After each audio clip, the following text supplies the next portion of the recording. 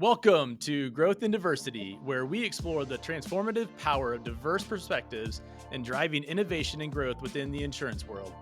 Today, our guest is Jill Edmundson, a seasoned product strategist and corporate innovation leader with an illustrious track record spanning telecommunications, media, technology, insurance, healthcare, fintech, and e-commerce.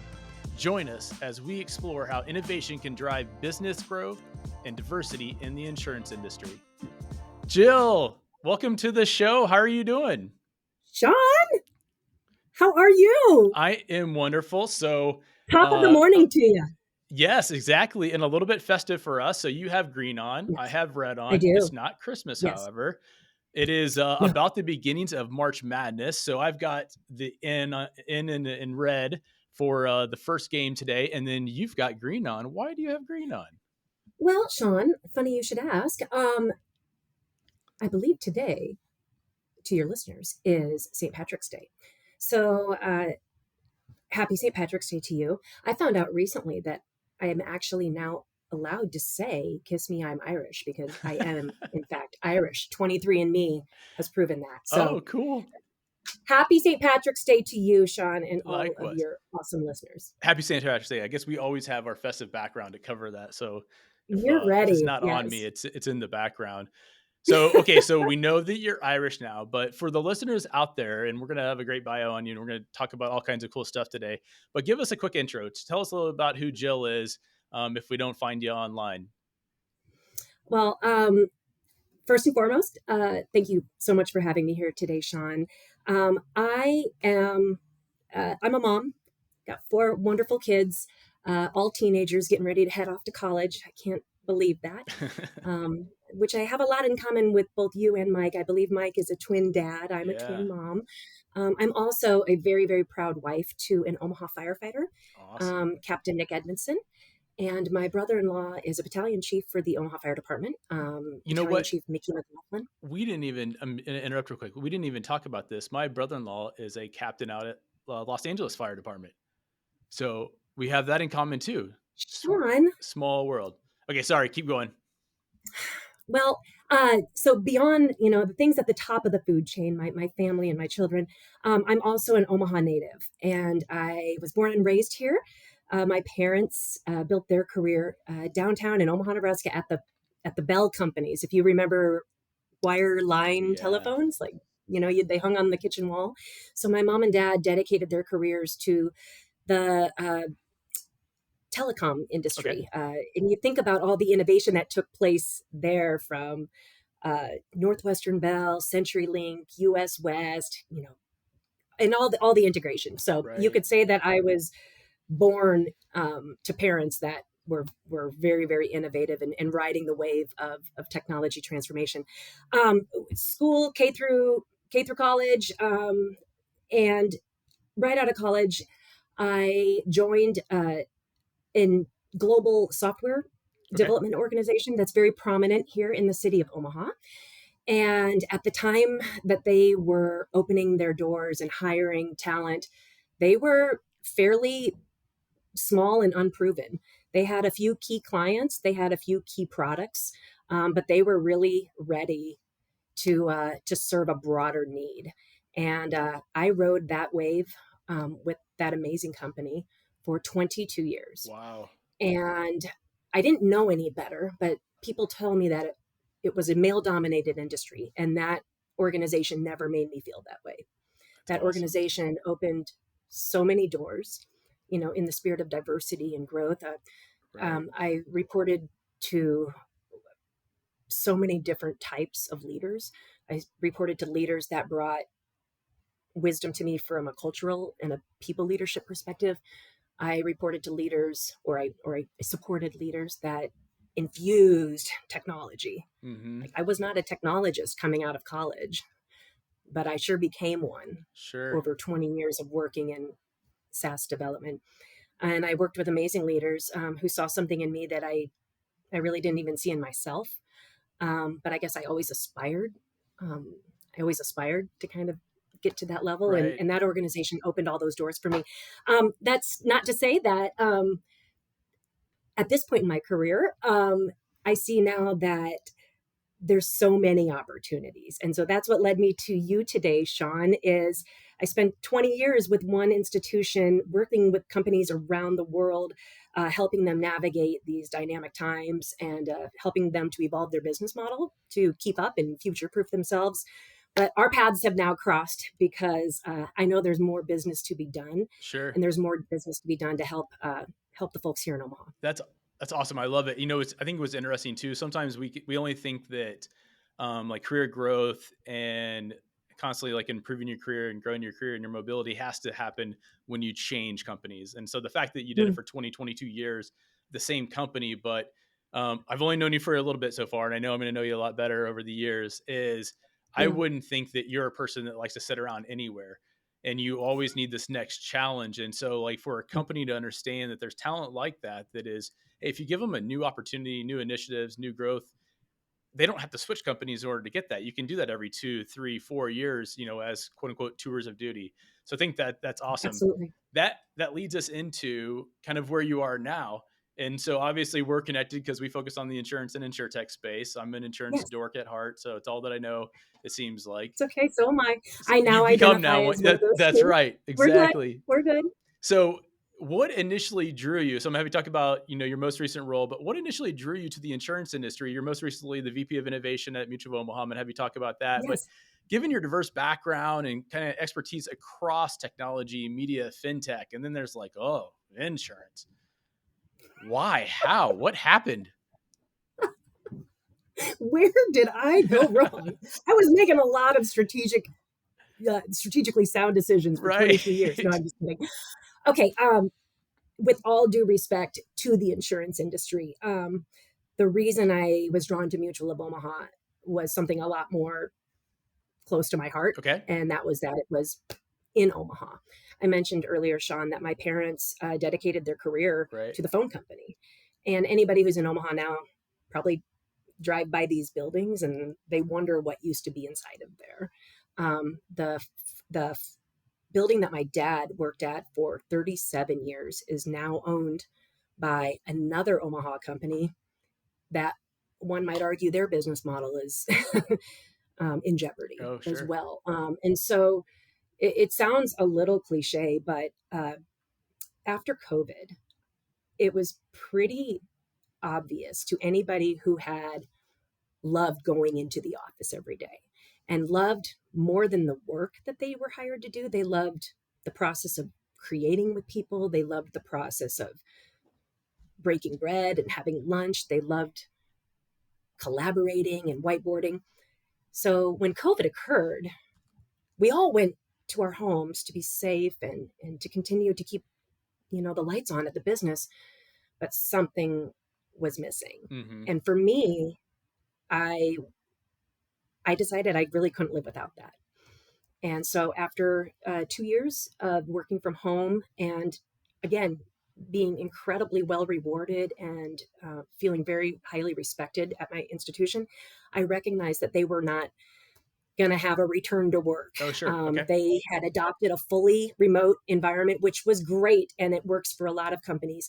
It just didn't work for what I needed. Right.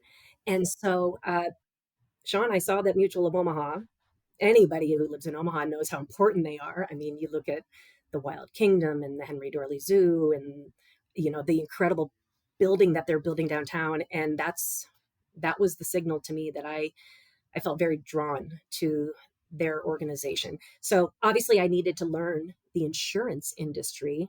And there's no comparison to the expertise and the tenure Right.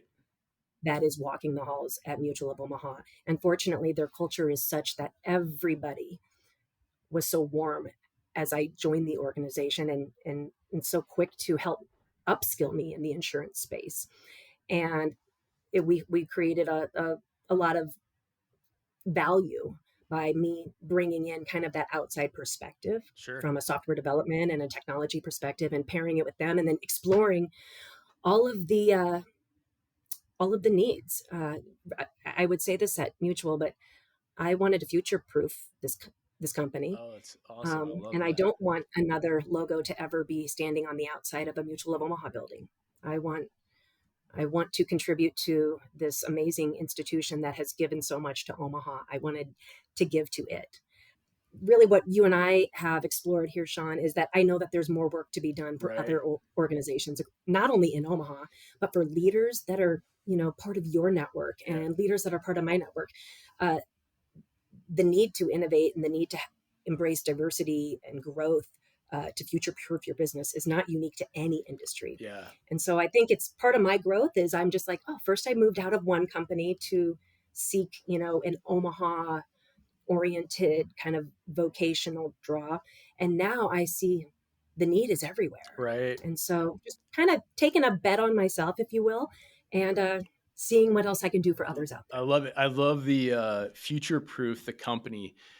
Such a much better way to describe, I think, the work that quote unquote innovation can do besides using the word Sure. innovation. Because sometimes that's such a Hmm. buzzword and people go there and they're like, okay, we've already heard that word. We've talked about that. But gosh, to think of it as future proof the company, I've never heard someone describe it like that. I absolutely love that. The, the other cool thing that I think you and I were talking about and you kind of just brought up was when you think about insurance companies, if you go to a major metro area where there's usually a lot of them, like Des Moines, Omaha has a significant presence. Chicago, Hmm. like think about Omaha. There's Mutual of Omaha, phenomenal real estate building, very visible. Woodman Life has the tower. Physicians Mutual has an amazing location. It's I never really kind of thought about that besides until you said that. And you're like, I wanted to go into the offices and be there. And wow, the presence that they have in the communities is pretty phenomenal. It is. And I think it's important to folks like you and I, just as stewards of this community, to make sure that, there were people, that lived 100 years ago that had the vision to Right, put those institutions in Omaha. When you look at the Omaha skyline, you see insurance. right. This city is at a critical moment in its development where, if done correctly, we can become a draw for not only technical talent and Yeah, seasoned insurance talent, but really limitless. I mean, we can host data centers, right. cloud oriented data centers like anybody else. You see what we're doing out in the Gretna area with the Amazon presence. Right. We've got some Google Fiber coming in through, the Iowa and the Kansas City regions. Like the Midwest is where it's at. We've got a lot going for us. Agree. And I really just want to help other leaders see that there's a lot to be done in our own backyard to make sure that we can continue to preserve all the things that we love about this amazing city. I love it. That's awesome. So let's talk about let's go there a little bit. So innovation, we kind of talked about the big buzzword, right? And so many companies, I think, will use that, and quite frankly, a lot of times their employees are just tired of hearing it, and you'll see it You in think? so many like quarterly reports, or it's a buzzword going down the hallways, or whatever it is. But what Yes. you and I talked about this with our first coffee together. What does innovation mean to you as this innovation leader and strategist that helps innovate companies? I'm going to use the word within the definition. What does it mean to you? Um, okay. Can I ask a question within your question? Absolutely. Okay. So when you were a kid and you went back to school shopping and the list said, bring crayons, and your mom or dad said, all right, we can get this 8 pack of red, yellow, blue, green, purple, all the basics, or we can get the 64 pack, or we could get the 187 with the built in sharpener. Which one appealed to you? Oh, I probably wanted the big one with the built-in sharpener. Why? More, more options, more More? colors. Okay. I don't know. I think that would be why. It's because if when I saw that, I saw a couple things. The teachers just wanted me to have the ability to execute my job as a student. Right. They were going to give me assignments to color, and they're going to teach me the primary color wheel and all that stuff. So colors are colors, like core values. But the 165 with the built-in, what that tells me is they're going to give me some agency to put these combinations together and create something unique and create something that they cannot simply prescribe, but it comes from within. And then if you and I sit down together and you've got the 164 colors, I've got the glow in the dark markers, the other guy has, I don't know, paint by numbers, and we start to blend what at its core is really just primary colors, right? Right, right. But we start to blend it, it becomes greater than the sum of the parts. So Love that. I think innovation is just one way of packaging colors. I think when you hire people, you bring crayons into your organization. You've got analytical folks, you've got culturally driven folks, you've got structured folks, you've got like people that are people and process oriented. You've got your front end customer service oriented folks who are there to really care and feed the accounts that you have. You have sales folks. So these are like the crayons. These are table stakes. And then when you say, hey, I want you all now to tap into something deeper than what I hired you for, you're unleashing that innovation. And so innovation is a buzzword. There's lots of them. Yeah. I mean, you could look back, like computers were a buzzword in the 60s. Right. So I think it's really just a mile marker as to where we're at right now. Yeah. Digital transformation, I think that was a buzzword in the early 2000s from where I came from. Right. But it's still a highly operative part of the language Right. in insurance. And so I was like, oh, so it's not a good thing or a bad thing. It's just a reflection. As a mom of teenagers, my reality is between 14 and 18 years old. Right. But there's moms right now still shopping for diapers, right? Right. Both things can be true at the same time. So yes, innovation, maybe you're a leader who's just now tapping into the desire to unleash something special within your people. Yeah. Let's go for it. Let's have a huge innovation in action campaign. Let's do some cultural campaigns. Let's stand up an idea ecosystem. Let's get some, pipeline activity moving. That is fantastic. Maybe you're someone at the midpoint where you're like, oh, we've already invested in all these innovation elements, and they contributed to some degree, but then we kind of had this diminishing returns where it's hard to keep the energy alive. That's a whole different set of tricks that we're going to do then. We're going to start to explore ways to create innovative products, how to tap into new markets. We're going to find innovative ways to create compelling marketing strategies. How can we leverage AI to get closer to your customer?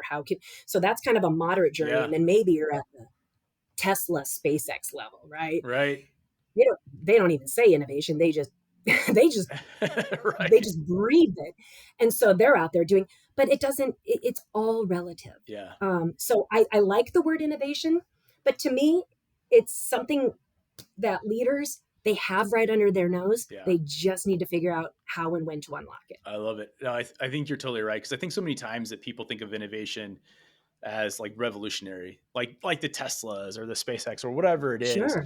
versus I know you and I spend a lot of time just talking about the evolutionary side of it.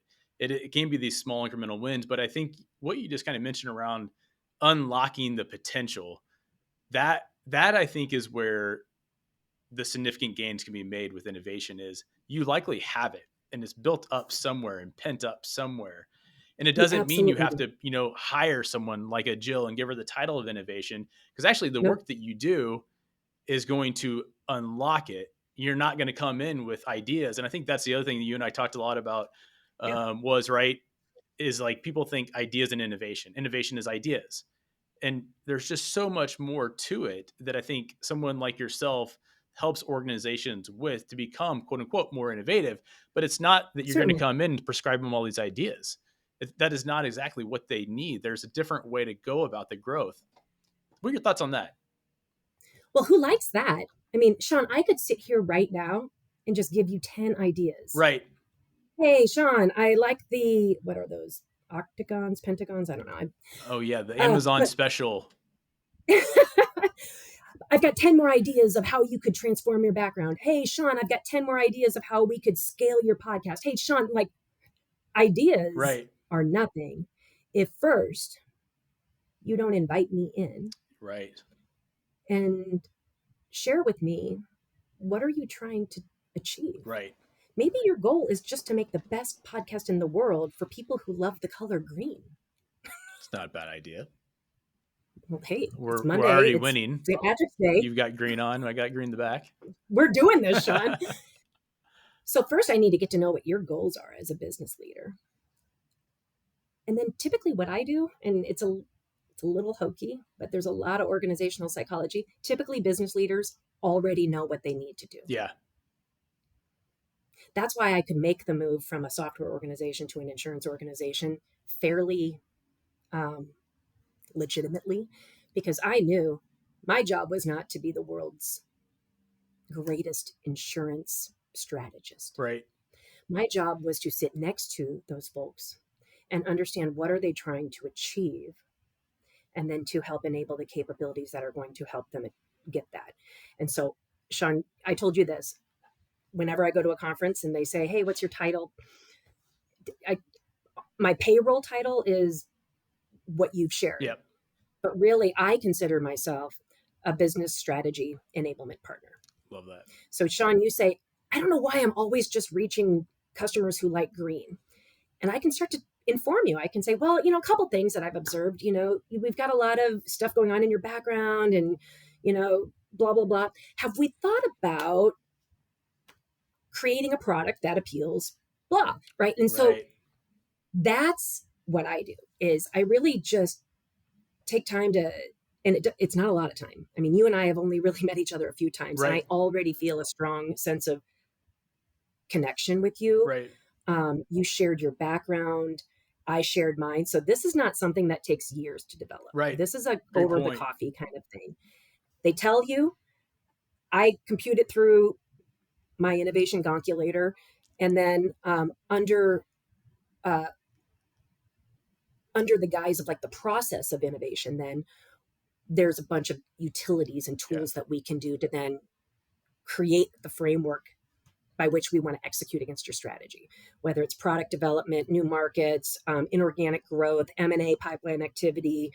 Maybe we want to have some CX improvements. Maybe we want to create better, faster, cheaper tools for your internal employees to use. Like all of those are segments of innovation investment then that we can make. Right. And you can use technology as an enabler. You can use, cultural programs as an enabler. So there's all sorts of widgets we can start to do. But it starts with just unleashing what's your ideas, Sean, and let me read those back to you, and then let's figure out a plan to make it happen. And the biggest thing I can say that I bring to the table, and I don't know if a lot of innovation people do, is I'm just super hands-on. Yeah. Almost to my detriment. As I've grown throughout my leadership journey, there's a lot. I've been coached, and as we all have, right? Sure. We get those 360 feedbacks, and it's like, wow, Jill has a lot of energy. Jill has a desire to really step in and kind of make things happen. And I've tried to, when it's appropriate, I do try to coach myself out of that, hey, in this particular setting, Sean and I are here to lead a workshop, and we're going to help enable those capabilities in others. So obviously that's imperative. But at the end of the day, I still like to color. Yeah, right. And so I've got all the program management aspects, project management. I'm an agilist at heart. I know DevOps. I'm a tech nerd. Like these are the things that are kind of in my box of crayons that I'm like, hey, if I'm allowed to pull these out, I will, because this is where it gets really exciting. The biggest inhibitor, and you've said this before, is the idea that the lag time between idea and execution. 100%. And I think the energy and the crayons and all that stuff that I can bring is one of my secret tools that I use to just decrease that window from concept to customer. So. I think that's really well said too. And I think that's one of the things that someone like yourself brings to the table is this ability to collaborate and bring those unique pieces together, because it's innovation is also not an event, right? It's a journey. And I think a lot of times think it's an event because it'll kick off with a workshop and everyone's excited. And speaking of colors, like I was part of this at Transamerica. I think we created I probably have it somewhere, the Innovation Council or something like that. And is like, we're going to drive this, and we hired a consulting firm, and it was awesome. And I think they did some really fabulous work throughout the organization while I was there and post being there. But the leadership also has to understand that it's not an event with immediate outcome, that concept to customer does take time. Sometimes it may not take time to start testing and learning, but it is a journey. So don't just expect all of a sudden like, hey, Jill, you're on board. We've hired you. Awesome. Next quarter, we need something. I have no doubt that someone like yourself, given your energy levels, would probably start producing some outcomes in a quarter. But I think that's so many times they just think it's like immediately going to solve something. So, hey everyone, thanks for listening to this episode of Growth and Diversity Podcast. I want to give a shout out to our sponsor, Mostra Coffee. That's MOSTRACOFFEE.com. Go to mostracoffee.com. Check out this woman, minority, veteran, immigrant-owned micro coffee roaster out of North County, San Diego. They have amazing coffee. We're addicted to it. We've been drinking it for years in our house, and I hope you get to enjoy it in yours. There's a coupon code as being a part of the Growth and Diversity Podcast listening audience.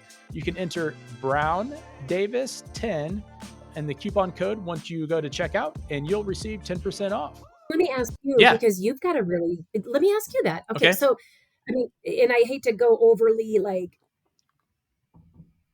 I don't want to psychoanalyze like all the word uses, but outcomes. Yeah. Okay. So outcomes to a CFO is profitable revenue, margin control. Maybe it's capturing new markets, increasing sub count. Awesome. Then let's align on some strategic OKRs that are defined to achieve that outcome. Right. And then let's figure out the role that innovation plays. Okay.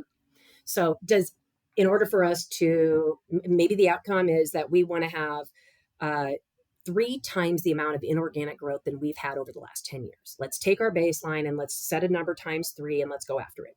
So then what innovation can do to help enable that capability and to help enable that outcome is the following, right? And then we start to punch the card, do we need to bring a consultant in? Should we do some quick competitive business analysis? Do we need to quickly look at like, what are the blue light specials going on? Like the economy right now is in an interesting place. Right. Maybe there's some ways where we don't even have to sit around and analyze the competitive landscape right now. Maybe there's opportunities that we know we've had and we've had them for a while. And we're going to execute on it right now, not because we think we can do it perfectly, but because the timing is right. And so that's where innovation can play a critical role, because we can say, all right, let's take a look, let's do one activity. Let's move from due diligence to close, in this amount of time. And we're going to do it by bringing these people in the room. We're going to keep lean processes. We're going to be very specific on the scope of this endeavor. So innovation can be just innovative program management or innovative problem solving. And so that's the kind of outcome. But to your earlier point, the kind of soft side of innovation is we're also achieving outcomes in that we're telling our people, bring your ideas forward. Right. We're listening. Whoever it is that's going to advance that M&A is probably going to end up getting a promotion. Right. There's the soft side outcomes to innovation too. And that's where you really have to get it. It's all about building that relationship. Any CEO or CFO in the world can smell BS from a mile away. Right. 100%. And I can too. And maybe that's why I'm good at what I do, because I'm so cynical in a really, really positive way. Yeah. But I'm like, innovation is not an outcome, guys. If my kids come up to me and I say, go clean your room, we're having guests over tonight, and they come back and they say, I have such an innovative way of doing this, I'm going to do blah, blah. I'm going to say, get up there and just clean your room. Right. But if down the road they come up to me and they say, hey, Mom, I have a business model because I figured out that most teenagers don't like cleaning their rooms. And so here's what I'd like to propose. I've created a service where on TikTok, I can, whatever that is, right? We can play out that. I'm like, well, holy crap. Yeah.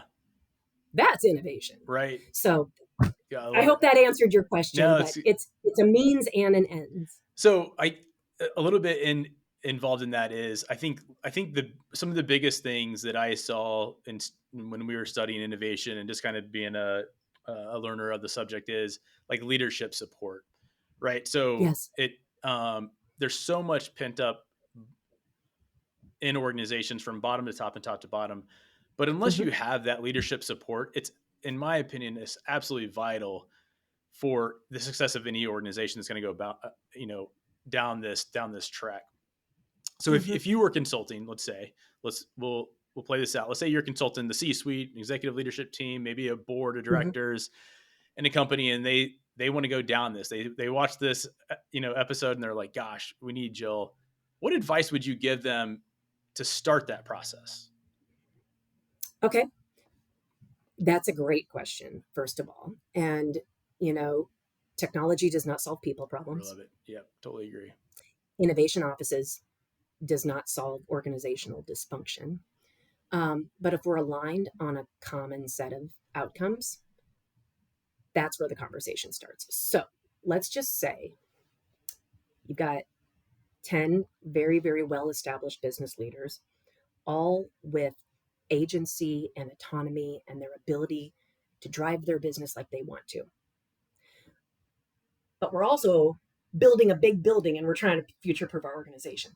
So, what I would do is respect both areas of change and where can we make the most impact without being, without overstepping. Right. And so that's a very common thing. Leaders are leaders because they've earned the right to be there. Right. And as a consultant, I'm uniquely aware. Again, I I need to be invited to the table. Yep.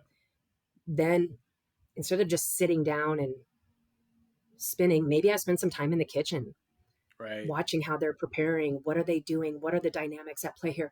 And so I think the biggest thing is obviously the relationship building. I believe from a leadership perspective, it takes one. It takes one. Like if your kid is having a bad day at school and they feel like they have no friends, and you're like, you really just need one friend. Yeah. You just need that one person that's going to make you feel valued and that's going to let you sit next to them at the lunch table. And that changes everything.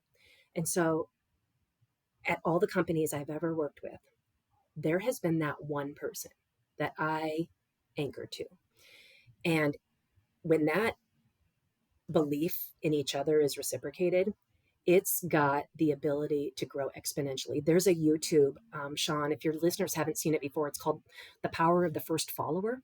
Oh, sure. Have you seen this? Yeah. Okay. Go It's ahead, like a explain it. Lollapalooza concert, right? Yeah. Yeah. It's a Lollapalooza concert and some Yep. wacky guy stands up and he's like, woo! Let's just say for argument's sake, that's me. I'm the one person dancing at the concert, which would not be a far stretch. Now Sean comes up to me and Sean's like, wow, I don't know what she's doing, but I'm feeling this. And then all of a sudden people start taking out their phones and all of a sudden here comes a third, here comes a fourth. If you watch that YouTube, I believe the clip is less than 2 minutes. Yeah. And it goes from one wacky dude to two within like 30 seconds. And then it goes from 2 to about 20 by about the 30-second mark. And then by the 2-minute mark, the entire field of concert goers are moving. That's the power of one to me. I love it. And my current employer has that. I see, and you can see that person when they're walking down the hall. You're like, that's my one. And man, if that person says, guess what? I have a one too. You're like, yes, right. Now we're cooking, right? And so in my software years, I found that, and I am just so fortunate because when you start to find that one, and then that one introduces you to the other one, and now you've got three, and those three, like, it's amazing. And that's it. You don't have to get everybody to like you. You don't have to have harmony. Right. We're not going to all, go to each other's kids' weddings. Like, this is not what we're working towards. Right. What we need is alignment on what does success look like. Do we all agree that we want to future-proof this company? Do we all agree we want to create a thriving business environment? Do we all agree that we want to bring in the best and brightest talent? Do we all agree we don't want to hate our jobs? Right. Like, these are easy things to agree on. Boom. Now we start building on that. And then we just slowly start turning up the gas. And if you have that one and that one has that one, it's unstoppable. I love that. I love the alignment piece, the future proof of the organization, the power of one. The other, you talking about that, it kind of makes me think too. I think sometimes, unless the leadership team begins with the end in mind, meaning, right? Okay, we want to become innovative. Well, what does the end state look like? You likely have no idea because there's going to be a pathway to get you there. But I think when you begin with the end in mind in this scenario, you also have to be willing to pull the trigger once you're there. And I think what I've Yep. seen over the years is a lot of companies fail to be willing to pull the trigger because it's scary or it's more It's so scary. risky, right? And Yep. so it's like, hey, we go through all this exercise, we find the alignment, we find the people, we unlock the ideas and the potential, but they're not willing to pull the trigger, which immediately, it doesn't mean you have to pull it on every single one, but you have to be willing to do something to make a decision in order to transform and be in this innovation, which will just have those early success wins because you're going to have a lot of failures in order to make that next leap. And that's where I see a Yep. lot of them die. And then to your point, it's like a balloon inflated. You poke that thing, and if that balloon represented your employees, passion and energy, just gone. And then it's kind of like, well, gosh, what else is the company not going to be willing to do to progress my career and whatever I'm doing? Oh, of course. Well, and that's where I think leadership retreats can pay dividends. If at the end of the day, if all the worker bees create all the spreadsheets and the data models and the risk assessments and the pretty board presentations, and the leader is still not going to pull the trigger, Right. then you do probably have a problem. But again, Sean, I don't think in terms of binaries. It's not Yep. pulling a trigger. It's lining up a portfolio of opportunities and then tapping into that leader's strong acumen and saying, you know where to place the bets. You've done this before. Yeah. If risk was not a thing right now, where would you make one move? Right. Like, how can we rephrase the question so that it's not such a high stakes game? Yeah. So can we advance a pilot? Can we craft a R&D budget for next year that allocates 2% of overall spend to advancing and incubating innovative ideas? Like, it doesn't have to be like this moment of this trigger. Right. Maybe at some point, but I think if we do it right and you're constant, Sean, I mean, look at you. You've reinvented yourself over and over and over again. And every time life threw something at you, you stared at it. You said, here's what I can do to make this better. And you kept growing. There wasn't a single moment where you're like, am I going to be a risk taker today? Right, No, you just did it. And none of us are guaranteed the outcomes. Yeah. I'm not guaranteed tomorrow. Right. I mean, I don't want to go overly philosophical, but there is no guarantee. I listen to a ton of podcasts, which is how I found you. Right. And I want to introduce you to some other Omaha podcast Love it. Leaders, because I think it's fantastic what you're doing here. But I was listening to a podcast this morning and they were talking about like the Elon Musk paradigm, like how 10 years ago he was like the darling of everything because he was taking risks and he was demonstrating success and he was challenging norms and he's going after the electric car industry and he took that whole thing on and then he SpaceX and then the Starlink satellite system. Like this guy, again, innovation is just a means to an end. It can apply to anything. Right. But now you look at him and because he's a little bit more of an open book, people are starting to say, oh, this is too risky for him to do. And this is not too risky for him to do. And what is he doing to his brand and blah, blah. And I think at some point he just said, I've kind of let you all in way too close to I've let you into the kitchen. I trust my instincts. And so I think now you're starting to see maybe a little bit of like, I'm not going to over explain how it is that I run my businesses. I believe in myself. I believe I surround myself with good people. We've got a proven way. And if you look at any insurance company in Omaha, they have that too. Yeah. You don't become 100, 30 years old, 160 years old without just eating strategy for breakfast, right? I mean, they know how to do this because they've thrived. And so it's just getting out of their own way, trusting, and then breaking it down into small parts so that they can really start to believe in themselves. The last kind of anecdotal example I'll give you is a lot of people, Sean, on January 1st of the year, they'll say, I want to join the gym. And why do they do that? Like what happened on December 31st that triggered that behavior for January 1st? What is your thoughts on that? I think this is a fascinating topic. It's just the the idea, I don't know, of resetting yourself with the new year and establishing these new Okay. goals, a little bit of effort and hope, but it's I think also because it's publicly acceptable. And so it's That's because interesting. everyone's doing it. I'm going to do it as Hmm. well. And yeah, to your point, it's the whole New Year's resolutions. We all know, like, the stats, they don't work, and you don't have to wait until December 31st in order to do that. So now I'm curious where you're going to take this, because this is fascinating.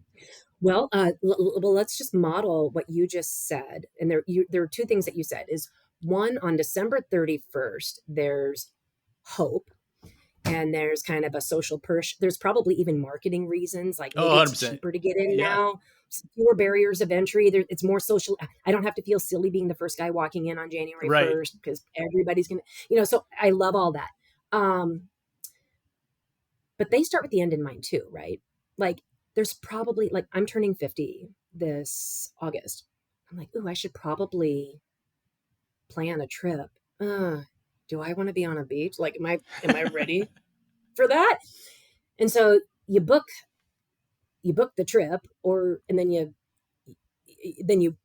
join the gym, right? Like, Right. those are Right. usually the Yep. order. Like, I started with the end in mind, but then before you know it, all of a sudden, going to the gym, thinking about that trip becomes less and less important. Because the first day I walk in, I'm like, oh, I made friends with the guy at the front table, and he's nice, and he makes my morning great. And then I'm like, oh, I found a class, and this class gives me a sense of community. It gives me a sense of belonging. Oh my gosh, what is that? I haven't seen this dealt for 10 years. Like, all of a sudden things started happening. And so, although I started with the end in the mind with one specific example, Mm-hmm. it's the journey, and it's Yeah. the growth, and that's where you talk about building capabilities and enabling and driving cultural changes. The executives can say, we want to have $8 trillion worth of new growth. That's kind of exciting for a rah-rah. Everybody gets their t-shirt, everybody gets their bumper sticker, you go.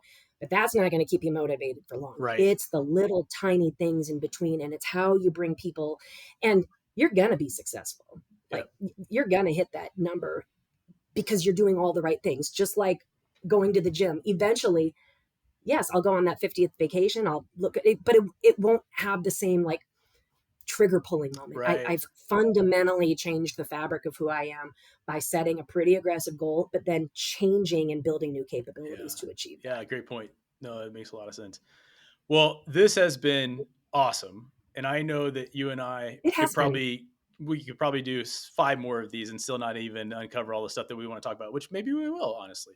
Maybe we will. Um, but I think what I wanted to do is, one, thank you, Jill, for making this happen today and being willing to come on, finding our podcast, and then reaching out. And so, one of the things I do want to definitely have you share is, how should people find you when they're looking for someone to talk to about the things that you've done inside and outside the industry, innovation, strategy, product, all those things? Well, this has been fun. It has been super fun. And maybe it's the innovator in me, but I do see maybe some sort of series. And 100%. yeah, with you and I. And I think next time we're probably having a beer together, That sounds and excellent. celebrating your 5th episode, your 10th episode, like, Right. Sean, what you're doing here it's awesome. And you're putting in the hard work right now to make that outcome possible. Thank you. And I definitely want to be here for you throughout this journey and help in any way I can. How do people find me? If they're listening to this podcast, then those are the people I want to connect with. Right. And I'm surprised I haven't found you already, because I might, I am out there right now making tons of connections, That's and awesome. just, this is such an exciting time in my career, to be quite honest. If they want to find me, I would say, why don't you reach out to Mr. Sean Davis and give him a call. Him and I have, or you and I, Sean, rather, Yep. have really gotten to know each other. I admire what you've done through your career. I admire what you're doing now, not only in the podcast and the diversity space, but what you're doing to pair talent with organizations.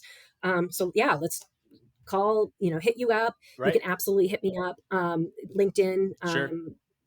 I'm on LinkedIn. I've got my own kind of consulting vibe thing that I'm building out right now Very with cool. your tutelage, Sean. But yeah, I'm not hard to find. No, I Just agree. give you guys a ring and we'll make it happen. Let's go grab coffee. That was an unpaid plug for Brown Davis Executive Search. So, Jill, no, thank you for mentioning that. Yeah, feel free to reach out to us. We're going to tag her in all the show notes.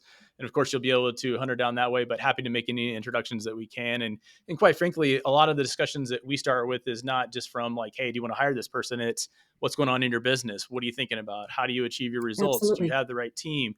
And I think that's the Yep. intersection that you live at, which is super cool is, and why we started this firm was that intersection of business strategy and talent strategy.